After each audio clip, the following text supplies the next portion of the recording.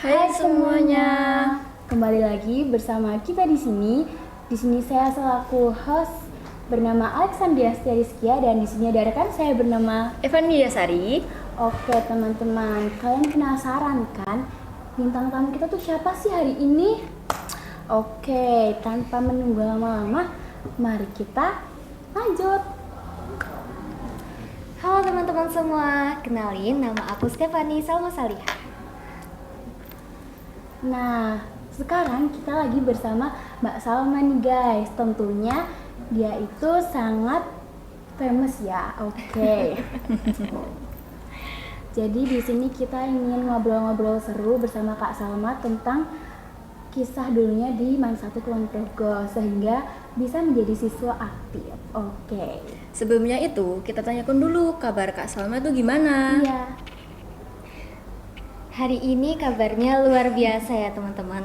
Selalu ada perasaan ceria di balik muka yang aslinya ngantuk. Karena kadang kita itu kalau misalnya bicarain tentang semangat nggak semangat pasti kadang males ya kan ya teman-teman. Tapi tetap ada satu hal yang harus kita laksanakan yaitu tanggung jawab. Jadi ya rasanya setelah kita selesai melakukan tanggung jawab kita hari ini tuh rasanya kayak seneng, kayak happy banget. Habis itu juga merasa kayak wah ternyata diriku berhasil hari ini. Iya. Ngomong-ngomong nih Kak, Iya, apa tuh? kita itu ada sedikit pertanyaan sedikit. Iya, sedikit banget. sedikit. Oke, mau langsung ke pertanyaan atau apa dulu nih? Tadi kan udah nanyain tentang kabar aku hari ini nih. Giliran Iya. aku tanya dong nih, kabar adik-adik semua nih kayak gimana sekarang? Gimana nih hari ini gitu? Hari ini kayak apa perasaan yang kalian rasain dan mungkin apa sih struggle di hari ini gitu? Oke, Baik banget. Kalau aku baik banget sih. Kalau kamu? kalau dari aku juga baik banget karena ini merupakan hari yang kita tunggu-tunggu Iya nggak sih, Iya iya. kan? Ya, bertemu dengan Mbak Salma cantik. Kasih. Iya sih. Oke. Ngomong-ngomong Kak Salma sekarang lanjut di mana nih Kak? Oke, aku alhamdulillah melanjutkan studiku di Universitas Negeri Yogyakarta. Fakultasnya vokasi, prodinya pengobatan tradisional Indonesia. Wow, keren-keren. Iya. Semangat ya Kak? Harus semangat banget. Itu bener-bener tempat dimana kayak wow, aku yang awalnya kayak nggak terlalu peduli soal, mungkin bukan terlalu peduli sih, nggak terlalu mencari-cari tentang kesehatan fisik ya, kayak ibaratnya kayak dokter-dokter itu kan nggak pernah terlintas nih. Masuk ke situ benar-benar ketemu sama teman-teman yang wow, mereka juga luar biasa. Kita juga udah sharing-sharing bareng, bikin tugas bareng, habis itu juga kita presentasi bareng, kita kadang ketawa-ketawa bareng, sedih bareng, pusing bareng. Itu rasanya kayak suatu hal yang luar biasa banget sih. Iya, keren banget. Oke, ngomong-ngomong nih Kak, kan dulu kata orang-orang tuh Kak Salma tuh pendiam kan. Nah, kok bisa sih? Kok bisa sih sampai wow, sampai seaktif sekarang gitu. Boleh tahu nggak sih teman-teman di sana buat perjalanan Kak Salma itu gimana? Kalau perjalanan dari dulu awalnya pendiam sampai sekarang wah banyak nyiapinnya gitu tuh, sebenarnya ada beberapa hal tantangan terbesar juga dan tantangan-tantangan lainnya yang ada di hidup aku dengan mungkin background masa lalu aku yang gak terlalu menyenangkan, yang membuat aku berada di situasi dimana aku memilih untuk diam. Tapi setelah itu ada satu hal besar yang bisa merubah aku untuk aku menjadi lebih aktif gitu. Salah satunya adalah kesempatan sebagai ketua OSIS di Man 1 Kulon Progo. Itu adalah iya, karena di situ kan saat kita ingin menjadi ketua, tentu bukan ketua juga sih ya, saat kita berorganisasi dan juga bermasyarakat, ilmu komunikasi kan penting ya. Iya, betul. Jadi di situ bukan karena dipaksa maupun apa, tapi lama-lama terbiasa. Dari awalnya pendiam, kita mulai ngobrol nih 1-2 kata, kita mulai kenal sama orang lain, ngobrol 1-2 kata lagi. Lama-lama jiwa kita itu merasa dengan orang lain itu seperti terhubung. Jadi rasanya itu kalau ngomong itu ya udah nyaman gitu, udah nggak kayak yang aduh takut banget nih. Meski ya tetap ada sih ya perasaan-perasaan kayak aduh nanti kalau misalnya aku excited sendiri gimana nih, kan tetap takut ya, takut banget ya kayak gitu ya kan. Nah itu, tapi selain itu kalau misalnya kita dapat temen nih yang mereka juga sama-sama excited kayak kita, itu tuh rasanya kayak seneng banget, nyata kita sefrekuensi. Betul banget, ya kan? betul. Jadi Iya. hal menurutku yang emang salah satu hal pendukung yang penting juga adalah faktor lingkungannya yang benar-benar bisa mensupport aku juga biar aku kayak wah aku bisa jadi lebih aktif lagi, ketemu sama orang lagi yang lebih aktif dari aku. Oh seperti ini energinya naikin lagi kali ya, biar kita bisa menyamakan frekuensi satu sama lain. Betul banget. Itu Gen Z banget gak sih? Iya. Oke, untuk Ada lagi nih, Apa tuh? kapan kapan pertama kali kakak punya rasa dorongan buat keluar dari rasa introvert itu? Oke. Sebenarnya untuk introvert dan extrovert aku sebenarnya kurang tahu sih yang mana gitu kan. Karena kadang kan ada yang bilang kalau introvert itu butuh energi atau ngecas energinya itu dengan cara mungkin dia lebih senang menikmati waktu sendiri time. Terus dengan extrovert itu lebih senang kalau ngabisin waktu sama orang-orang. Nah, Iya. kapan aku mulai ada rasa untuk keluar dari zona pendiamku dan mulai berbaur sama teman-teman, mulai bereksplor hal lain, itu adalah ketika aku berada di kelas 11. Iya? Iya, jadi sebelumnya di kelas 10 tuh aku juga masih cukup pendiam. Aku punya pertanyaan tapi aku nggak berani tanya, jadi aku cuma diem aja sambil ngeliatin orang-orang. Wah, orang-orang aktif banget tanya. Aduh, ini kalau aku kayak gini terus dan terjebak di zona aku sendiri, nanti aku bisa ketinggal sama teman-teman aku. Jadi dari masa kelas 10 yang merupakan menurutku masa peralihan banget antara kelas 9 SMP.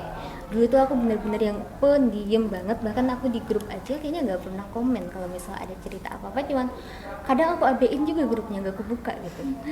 Terus pada saat itu selama di sini kan dapet teman-teman yang wah, mereka benar-benar bisa welcome sama aku dan aku juga bisa welcome sama mereka. Di situ mulai nih aku setelah di kelas 10 aku berusaha untuk mencoba frekuensi yang sama kayak itu ya, kayak aku mau coba keluar dari zona pendiamku. Akhirnya goalsnya di kelas 11 dimana waktu aku masuk organisasi itu benar-benar aku bukan ditantangi tapi ditantang juga sih untuk kayak gimana ya, kalau misalnya kamu nggak bisa komunikasi yang efektif sama orang lain dan juga komunikasi yang aktif, itu pasti bakal susah banget buat koordinasiin satu sama lain. Iya betul. Iya, Betul sih, iya. iya kan, coba deh kalian bayangin misal kita bingung nih, kita di sini punya tugas untuk komunikasi tapi ternyata kita nggak bisa komunikasi, jadi rasanya kayak ini anak-anakku atau misal teman-teman yang lain pasti bingung mau aku kayak gimana. Iya betul Iya. betul. Ketekan kan. Iya, jadi kayak kita harus bisa untuk komunikasi secara efektif biar kita semua tuh bisa mendapatkan goals yang sama dan tujuan kita tuh bisa sama gitu loh frekuensinya. Iya betul. Itu penting banget ya kak. Ilmu komunikasi itu bukan lumayan sih, emang penting. Iya. Salah satu hal yang penting itu adalah komunikasi. Dari Kak Salma sendiri itu ada nggak sih Kak rasa takut saat keluar dari zona pendiam itu? Pasti ada.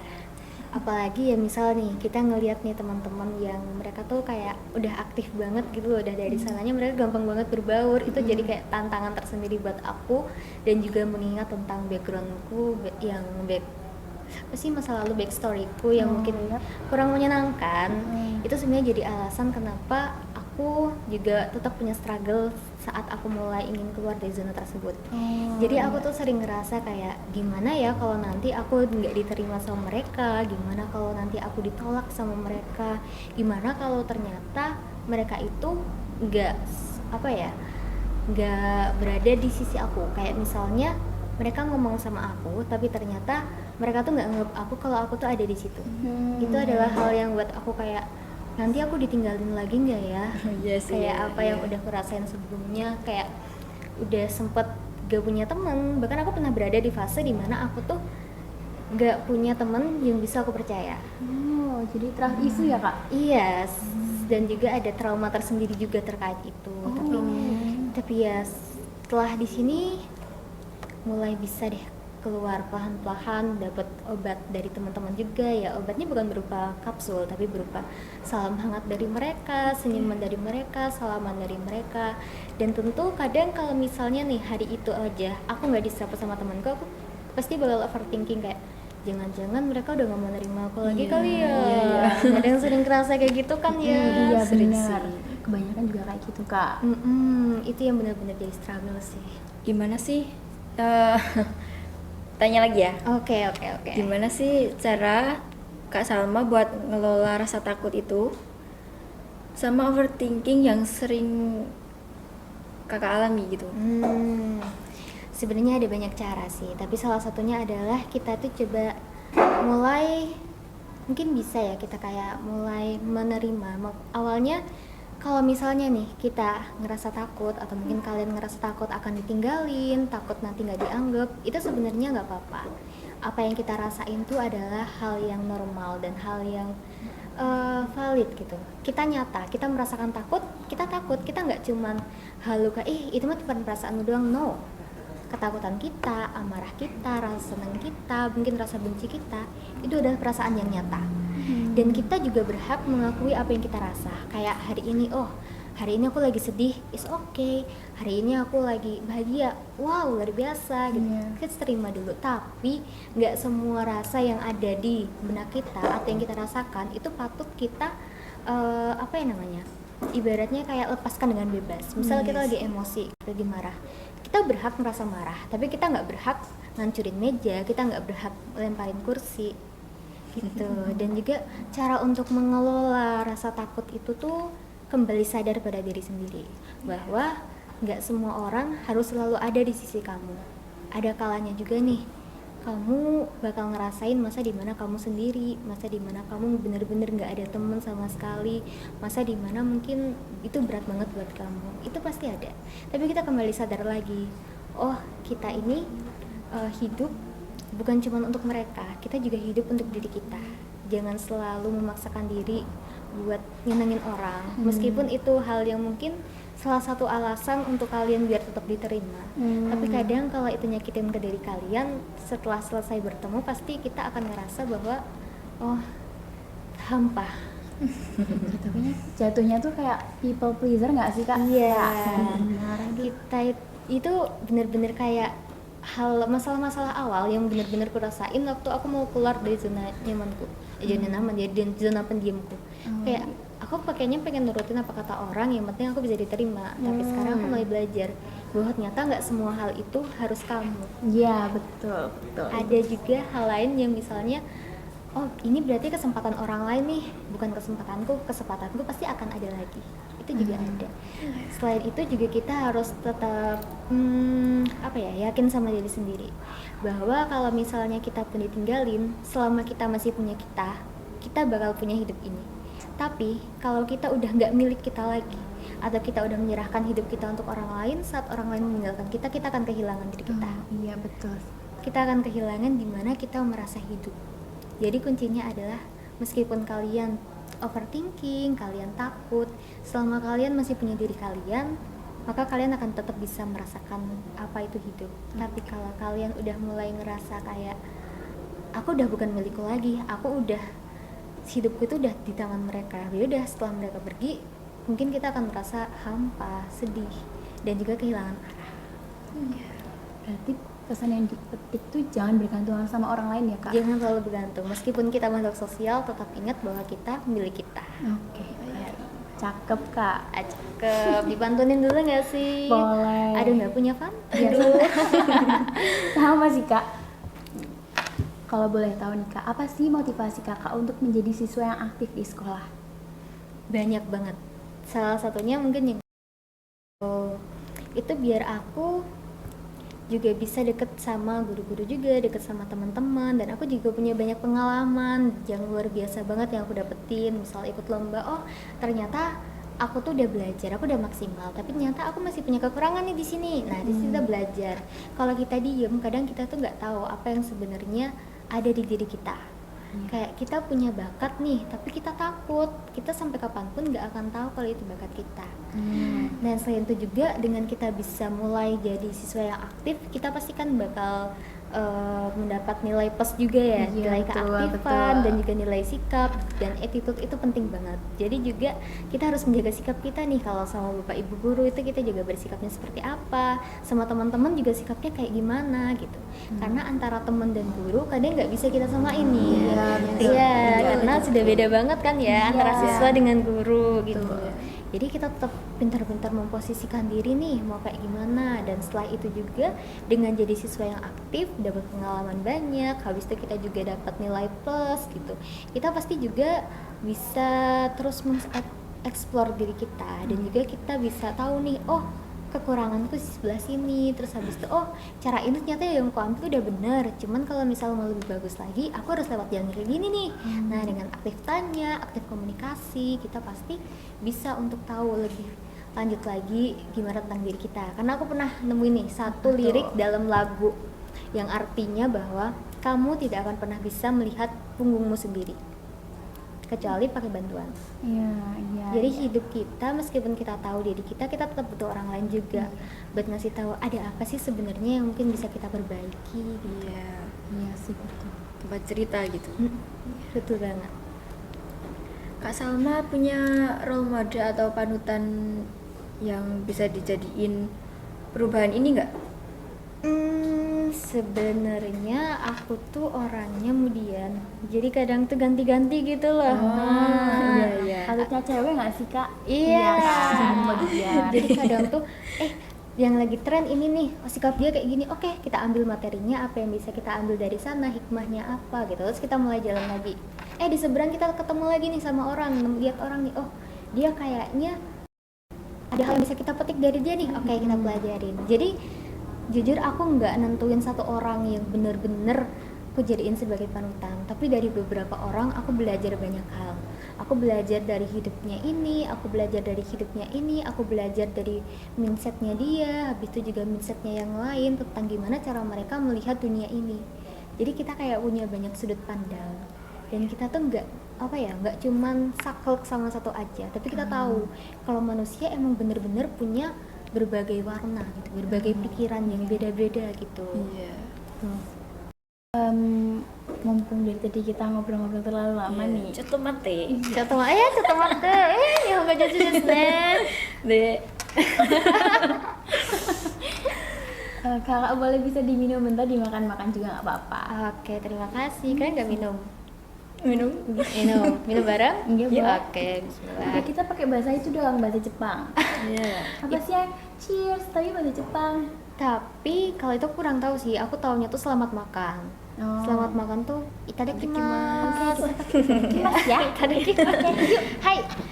Seno, itadakimasu.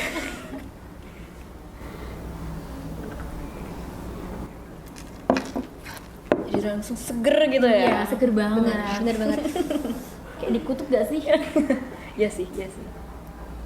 Jujur hari ini dingin banget gak sih? Iya, sumpah.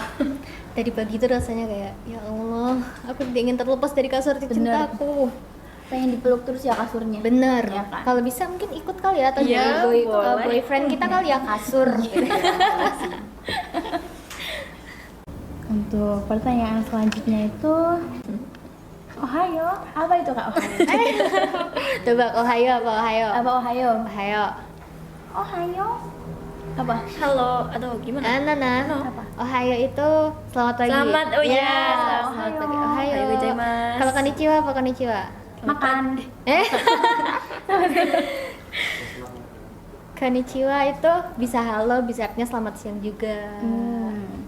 Iya, kenapa kita jadi kesini nih? Enggak tahu, tiba-tiba banget nih. Iya, kalian harus belajar bahasa Jepang juga berarti kalau kayak gitu. Iya, kayaknya seru ya. Iya. Tapi Kak Salma tuh mau gak sih kayak ke Jepang, terus ntar kerja di Jepang, terus ntar kayak punya rumah di Jepang gitu, mau gak sih Kak?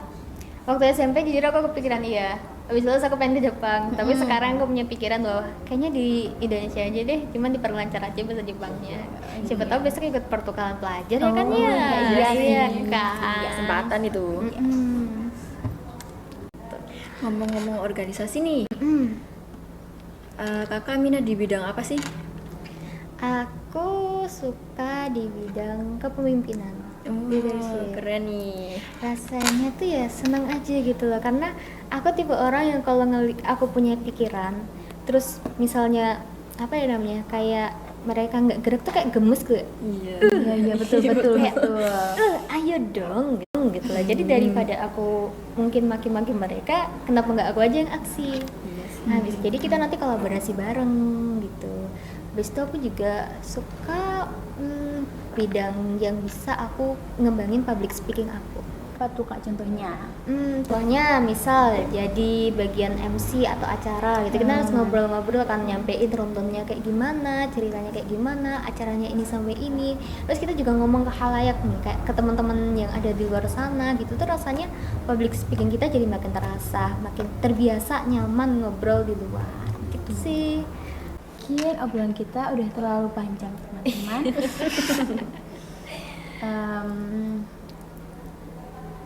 Sekarang? Boleh? Oke. Mungkin dari kami ada salah, kami mohon maaf. Iya.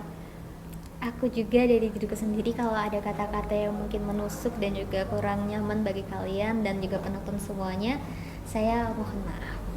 Oke, kami pamit undur diri. Selamat menikmati. Selamat menikmati.